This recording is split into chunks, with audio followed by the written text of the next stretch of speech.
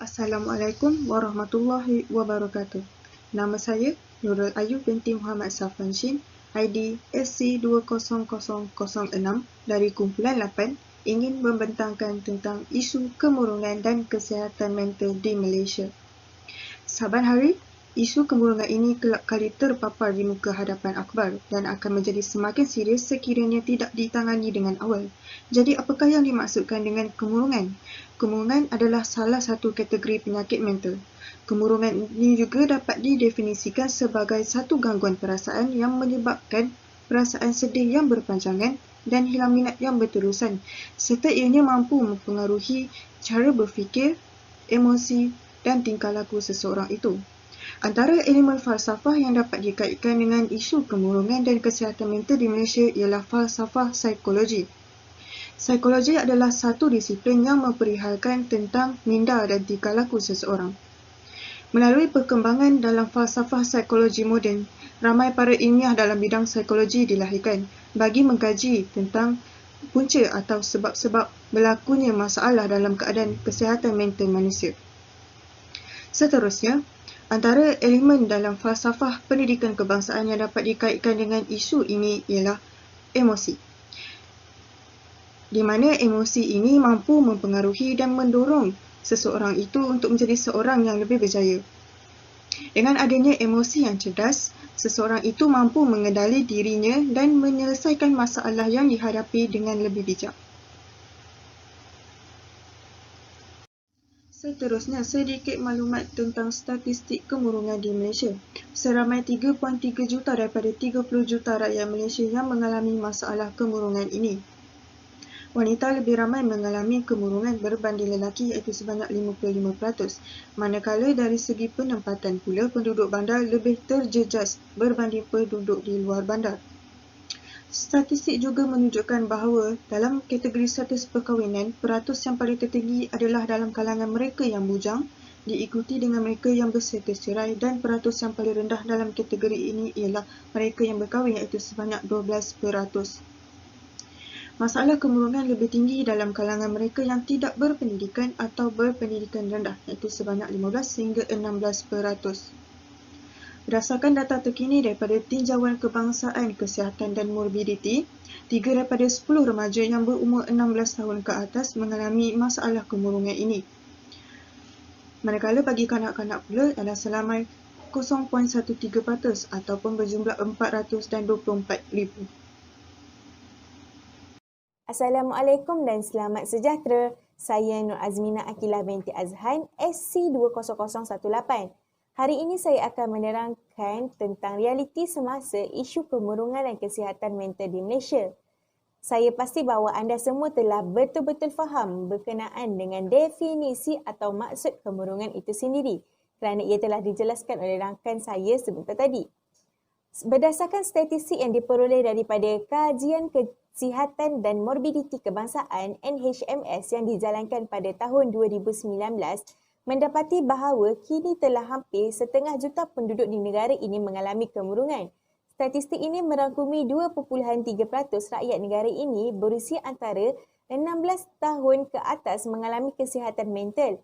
Kajian NHMS pada tahun 2017 juga mendapati tingkah laku bunuh diri dalam kalangan remaja antara 13 hingga 17 tahun menunjukkan peningkatan bagi prevalen idea membunuh diri, iaitu 10% berbanding 7.9% pada tahun 2012, seperti yang telah diperkatakan oleh Menteri Kesihatan Datuk Seri Dr. Adham Baba. Kementerian Kesihatan Malaysia KKM juga telah merekodkan bahawa terdapat 465 kes cubaan untuk membunuh diri yang dilaporkan dan menerima rawatan di hospital sejak Januari hingga Jun tahun ini. Jumlah ini berkurangan sebanyak 210 kes berbanding tempoh yang sama pada tahun 2019 iaitu sebanyak 675 kes. Menerusi statistik pada tahun 2015 mendapati bahawa 322 juta penduduk di dunia mengalami kemurungan dan kadar ini meningkat hampir 18.4% berbanding tahun 2005. Manakala statistik yang dikeluarkan oleh Kajian Kesihatan Morbiditi Kebangsaan yang dijalankan pada tahun 2019 mendapati Kira-kira 1/3 penduduk di Malaysia mengalami masalah kemurungan sepanjang hidup. Statistik kemurungan di Malaysia mencatatkan peningkatan sebanyak 29.2% atau 4.2 juta rakyat di negara ini yang berusia 16 tahun ke atas berbanding 11.2% pada tahun 2006. Jika dilihat secara global, hampir 90% individu yang membunuh diri mempunyai masalah mental pada saat sebelum kematian dan 60% adalah daripada mereka yang mengalami kemurungan. Bersempena dengan Hari Kesihatan Dunia 2020, Penaung Befrienders Kuala Lumpur, Tan Sri Lee Lam Tai berkata, terdapat 424,000 kanak-kanak mengalami masalah kesihatan mental dan separuh daripadanya masalah mental ini mula dikesan pada usia 14 tahun dan 3/4 daripadanya dikesan pada pertengahan usia 20-an. Sekian saja daripada saya. Untuk mengetahui lebih lanjut, saya akan menegaskannya sebentar lagi. Selamat sejahtera kepada Dr. Irfan. Saya ialah Liu Zhen Hao daripada kumpulan 4. Dan kini saya akan meneruskan pembentangan yang telah dibuat oleh salah satu rakan saya iaitu Nur Azminah terhadap isu semasa kemurungan dan kesihatan mental di Malaysia. Secara global, tahun 2020 merupakan satu tahun yang mencabar kerana adanya penularan wabak COVID-19 di seluruh dunia yang telah mengakibatkan krisis kesihatan mental di Malaysia. Secara amnya, rakyat Malaysia telah terkesan dengan emosi negatif seperti kebimbangan, ketakutan, pengasingan dan ketidakpastian kerana terdapatnya perubahan yang aktif dalam kehidupan sehariannya. Kebanyakan rakyat juga berasa tertekan kerana mereka kehilangan sumber ekonominya untuk keluarga mereka. Oleh kerana itu, panggilan yang diterima daripada mereka yang mengalami kesusahan dan ingin bunuh diri meningkat pada tahun 2020 berbanding dengan tahun 2019 berdasarkan statistik Befrienders Kuala Lumpur. Oleh hal yang demikian, kita haruslah berprihatin terhadap masyarakat sekeliling dan ahli keluarga kita serta mengenali tanda-tanda amaran bunuh diri dan mengambil serius terhadap gejala ini.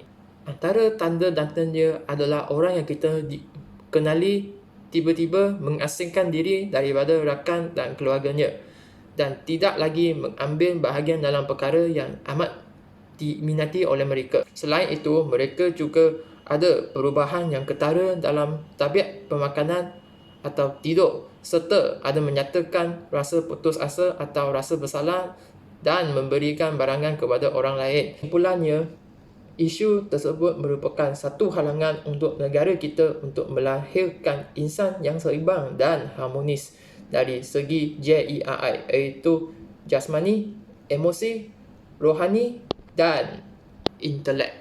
Hal ini kerana kesihatan mental merupakan satu aspek yang dipertimbangkan dalam FPK.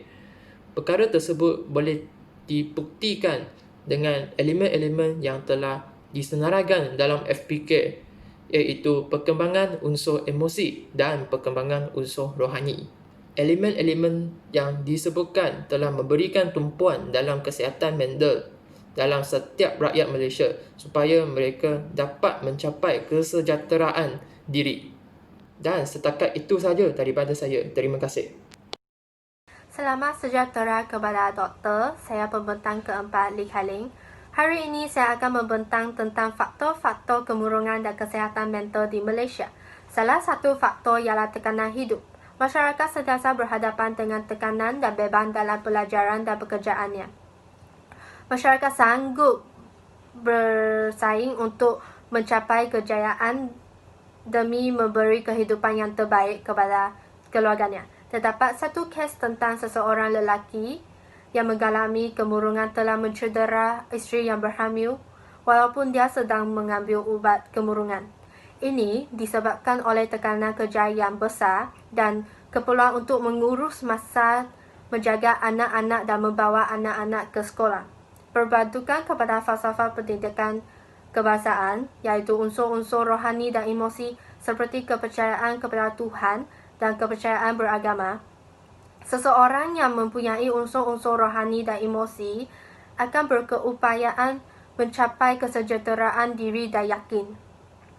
Masyarakat akan yakin berhadapan dengan penyakit yang digalami seperti penyakit kemurungan dan penyakit kesihatan mental lain. Dengan pegangan agama yang teguh, kita akan mempunyai jati diri yang teguh untuk menerima apa-apa yang dihadapi. Jika kekurangan unsur-unsur rohani dan emosi seperti kepercayaan beragama, seseorang mungkin akan kehilangan keyakinan dan bagi mangsa kemurungan, penyakit itu mungkin akan membunuh diri kerana kurang keyakinan. Faktor yang kedua ialah faktor genetik. Faktor genetik ini daripada hubungan genetik keluarga. Jika seseorang ahli keluarga menghadapi kesihatan mental, maka kemungkinan besar anaknya juga akan mengalami. Terdapat satu kajian tentang seseorang lelaki dari luar negara yang mempunyai latar belakang keluarga yang menghadapi kesihatan mental kerana hubungan genetik keluarganya. Dalam keluarga, terdapat lebih banyak lelaki menghadapi penyakit skizofrenia dan hanya satu wanita telah membunuh diri disebabkan kemurungan. Berbantukan kepada falsafah psikologi yang merupakan satu kajian saintifik yang mengkaji tingkah laku manusia, ahli saintis telah mengkaji dan mengumpul data supaya mendapat satu kesimpulan bahawa jika seseorang mempunyai latar belakang yang menghadapi penyakit skizofrenia, maka keluarganya juga berisiko tinggi akan menghadapi penyakit yang sama. Jika kekurangan falsafah psikologi, masyarakat akan kurang memahami diri sendiri dan juga penyakit mental yang ada pada sendiri yang disebabkan oleh hubungan genetik keluarga. Sekian, terima kasih. Saya pembentang kelima Yuan. Selain faktor yang dibentangkan oleh saudari Lee Kai-ling, iaitu tekanan hidup dan genetik, perbezaan biologi juga merupakan satu faktor yang menyebabkan kemurungan dan kesihatan mental di Malaysia. Hal ini dikatakan demikian kerana sesetengah penyakit telah dikaitkan dengan ketidakseimbangan pada bahan kimia dalam otak yang digelar sebagai neurotransmitter.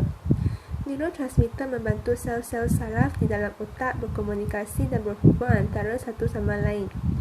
Jika neurotransmitter tidak seimbang atau tidak berfungsi dengan betul, otak kita akan terjejas dan membawa kepada penyakit mental. Kajian telah dibuat berkaitan dengan kemurungan. Keputusan kajian telah menunjukkan bahawa kemurungan adalah disebabkan oleh paras serotonin yang terlalu rendah. Oleh itu, asas biologi mempunyai kesan yang tidak diingini untuk memperburukkan masyarakat kita. Berdasarkan falsafat epistemologi, kita haruslah menambah ilmu pengetahuan tentang kesihatan kita supaya dapat mengelakkan diri daripada penyakit mental atau penyakit-penyakit lain. Berkata pepatah, mencegah lebih baik daripada mengubat. Dengan adanya tubuh yang sihat, kita akan dapat memanfaatkan negara kita. Akhir sekali, penggunaan media sosial yang semakin berleluasa dalam era teknologi dan elektronik ini merupakan faktor kepada kemurungan dan kesihatan mental di negara kita. Hal ini demikian kerana media sosial seperti Facebook, WhatsApp, Twitter dan Instagram telah mendapat perhatian masyarakat di negara kita, terutamanya golongan remaja, sebagai medium untuk mengisi kekosongan masa mereka. Tetapi media sosial akan melibatkan kita terjejas dalam kes penipuan, cyberbullying dan maklumat yang kita kongsikan dalam media sosial juga akan berkemungkinan terbocor kepada seseorang yang berniat jahat. Kajian telah dilakukan oleh sebuah universiti di Amerika Syarikat telah mendapati bahawa penggunaan media sosial secara keterlaluan akan mengakibatkan kemurungan. Ini boleh dikaitkan dengan aspek jasmani dan emosi dalam falsafah pendidikan kebangsaan FPK. Unsur jasmani adalah sesuatu yang berkaitan dengan tubuh badan dan kesihatan kita. Kita mestilah meningkatkan kecergasan kita supaya dapat berdikari dan hidup bermasyarakat. Manakala unsur emosi boleh dikaitkan dengan perasaan, perangai dan motivasi. Kita sepatutnya mengawal emosi kita dalam pelbagai situasi demi nama baik kita dan kemajuan negara kita. Sampai sinilah pembentangan saya. Terima kasih. Selamat sejahtera Doktor, nama saya Izising. Saya ingin membentangkan kesan-kesan kemurungan dan kesihatan mental di Malaysia. Pertama sekali, kesan yang ingin dibincangkan adalah kesan kepada individu. Kesan ini boleh dibahagikan kepada 3 kategori, iaitu kesan fizikal, kesan psikologi dan kesan sosial. Bagi kesan fizikal, seseorang yang mengalami kemurungan ataupun kesihatan mental, mereka juga akan mengalami pertambahan berat badan ataupun sebaliknya. Mereka kelihatan pucat dan sentiasa sakit kepala. Keadaan ini akan menjejaskan kehidupan mereka kerana tahap kesihatan yang tidak memuaskan. Bagi kesan psikologi, individu tersebut akan berasa rendah diri dan sentiasa gelisah.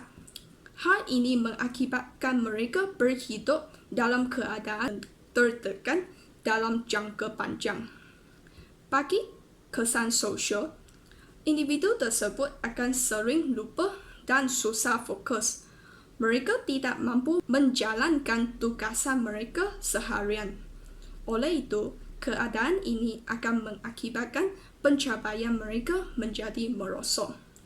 Bagi kesan yang kedua adalah kesan kepada masyarakat. Contohnya, konflik keluarga akan berlaku kerana individu tersebut suka berkomunikasi dengan orang tepi. Mereka juga berkemungkinan dipulau oleh masyarakat kerana sikap mereka yang suka menyendiri. Bukan itu sahaja, masalah gejala sosial juga akan berlaku kerana kesukaran individu tersebut dalam mengawal emosi mereka. Bagi kesan yang ketiga adalah kesan kepada negara. Contohnya, prestasi kerja yang menurun akan mengakibatkan produktiviti negara kita merosot. Selain itu, dalam pihak kerajaan pula akan memberi kesan pengurangan penerimaan cukai. Di samping itu, kemajuan negara juga akan terjejas kerana kekurangan orang bakar dalam bidang-bidang tertentu seperti bidang STEM. Sebagai kesimpulan kecil, kemurungan dan kesihatan mental di Malaysia membawa kesan kepada individu, masyarakat dan negara. Sekarang, saya akan menyerahkan masa seterusnya kepada pembentang seterusnya. Terima kasih. Assalamualaikum warahmatullahi wabarakatuh. Nama saya Nur Fatin Nabila binti Abdul Hafiz bernombor ID SC20015. Hari ini saya akan menyambung apa yang netizen berkata sebentar tadi. Saya akan menerangkan huraian berkaitan dengan rukun negara dan falsafah pendidikan negara. Bagi rukun negara, isu kemurungan dan kesihatan mental di Malaysia ini saya kaitkan dengan prinsip pertama rukun negara, iaitu kepercayaan kepada Tuhan. Kenapa saya mengatakan isu kemurungan ini berkait rapat dengan isu, kepercayaan kepada Tuhan? Kerana wujudnya kemurungan yang melampau hingga melibatkan hilang semangat untuk hidup. Jadi, untuk mendapatkan emosi yang stabil, kebergantungan kita terhadap Sang Pencipta dan hubungan kita dengan manusia sekeliling amat memainkan peranan penting. Jadi antara rawatan yang perlu dilaksanakan sesuai dengan keperluan pesakit kemurungan ini adalah rawatan psikologi dan rawatan spiritual. Sebagai contoh, rawatan terapi kognitif tingkah laku dan terapi psikospiritual, iaitu termasuk solat, doa dan ruqyah bagi yang Muslim. Jadi, pelibatan dalam sosial dan terapi sosial merupakan rawatan kemasyarakatan. Pesanan saya, apa pun rawatan yang dipilih perlu dikendalikan oleh orang yang profesional dan terlatih. Beralih kepada falsafah pendidikan kebangsaan, isu kemurungan ini amat berkait rapat dengan teras emosi. Saya memetik sikit kata Goleman 1995. Kecerdasan emosi sebagai keupayaan untuk mengiktiraf perasaan sendiri dan perkara lain-lain bagi mendorong diri kita sendiri dan menzairkan pengurusan emosi diri. Kecerdasan emosi merangkumi beberapa aspek, iaitu pengendalian diri, semangat, ketekunan serta kemampuan memotivasikan diri sendiri dan bertahan menghadapi kegagalan. Bagi individu yang bersifat kompetitif, ia akan cenderung untuk iri hati melihat kejayaan orang lain dan akhirnya ia melibatkan kemurungan terhadap diri sendiri. Jadi, pentingnya untuk seseorang individu itu mempunyai kecerdasan emosi yang stabil. Jadi mereka akan boleh membuat pertimbangan dalam membangunkan diri mereka sendiri sebagai model insan negara yang seimbang. Jadi itu saja daripada saya. Sekian, terima kasih. Assalamualaikum warahmatullahi wabarakatuh. Saya adalah pembentang yang ke-8 yang diberi nama Nur Farah Amira binti Samsu Fitri dengan meja ID SP276. Saya akan membincangkan tentang kaedah mengatasi masalah kemurungan dan kesihatan mental di Malaysia. Berdasarkan konsep rukun negara, saya memilih rukun negara yang pertama iaitu kepercayaan kepada Tuhan. Setiap individu pasti menghadapi ujian yang berbeza daripada Tuhan. Ada yang mampu menghadapinya, namun ada juga yang tumpas. Masalah kemurungan akan berlaku apabila seseorang itu tidak mampu menghadapi ujian tersebut. Justru itu, kita haruslah sentiasa memohon pertolongan daripada Tuhan. Bagi yang beragama Islam, kita haruslah sentiasa berdoa kepada Allah SWT, dan bagi orang yang bukan Islam, bertafakur mengikut cara masing-masing. Kita juga haruslah sentiasa beribadah kepada Tuhan mengikut cara ibadah agama kita tersendiri. Selain itu, kita juga boleh melawati tempat ibadah kerana apabila kita melakukan perkara tersebut, kita akan rasa lebih tenang dan dapat muhasabah diri. Sesungguhnya Allah SWT berfirman di dalam Al-Quran, maka ingatlah kepadaku, akan aku juga ingat kepadamu. Surah Al-Baqarah ayat 152. Ini adalah menunjukkan bahawa jika kita sentiasa ingat tentang kebesarannya, maka Allah akan melindungi kita sepanjang masa. Kita juga haruslah sentiasa berfikir bahawa Allah sentiasa akan membantu kita dalam apa juga keadaan. Sekarang saya akan membahaskan topik ini berdasarkan falsafah pendidikan negara, iaitu juga dipanggil FPK. Sehingga kini, gangguan mental seperti kemurungan masih sukar lagi diterima oleh masyarakat di Malaysia sebagai satu penyakit. Apa yang menyedihkan lagi, gangguan mental seperti kemurungan ini menderita dalam diam. Sebagai rakyat Malaysia, kita haruslah mempelajari apa yang perlu dikatakan dan tidak perlu dikatakan terhadap penghidap penyakit kemurungan. Contohnya dengan perkataan kamu terlalu sensitif. Jika kita mengeluarkan perkataan tersebut terhadap penghidap penyakit kemurungan, mereka akan rasa lebih sedih dan tidak berguna. Satu lagi contoh ialah dengan menasihati mereka dengan perkataan bergembiralah. Perkataan tersebut memberi kesan bertentangan terhadap penghidap penyakit kemurungan. Ia akan menimbulkan salah faham seolah-olah mereka berasa kehidupan mereka tidak berguna dan teruk. Menurut pakar, hanya berada di samping penghidap penyakit kemurungan sahaja sudah mencukupi untuk memberi sokongan kepada mereka. Setiap individu haruslah belajar tentang kemurungan seperti sebab-sebab dan simptomnya bagi mencegah diri sendiri dan juga individu lain daripada menghidap penyakit tersebut.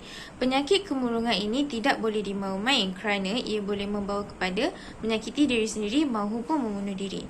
Pendidikan kemurungan di Malaysia adalah sangat penting bagi mengurangkan individu yang mengalami kemurungan. Saya serahkan kepada pembentang yang seterusnya. Seterusnya, saya akan mengaitkan konsep logik, metafizik, epistemologi, aksiologi dengan cara mengatasi masalah kemurungan. Tapi pada kali ini saya akan menyentuh epistemologi dan aksiologi saja. Jadi, cara mengatasi kemurungan dan epistemologi.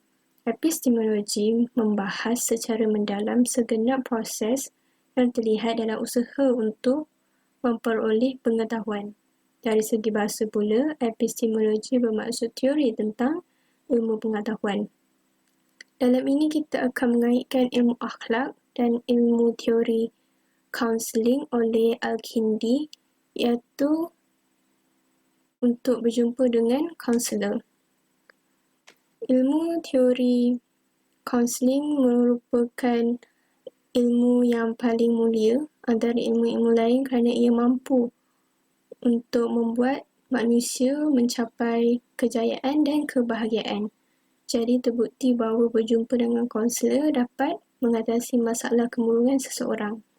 Bagi remaja yang tidak mahu berkongsi masalah dengan rakan dan ibu bapa, boleh berjumpa dengan kaunselor di sekolah untuk mengadakan sesi kaunseling atau boleh berjumpa dengan kaunselor di hospital swasta dan kerajaan.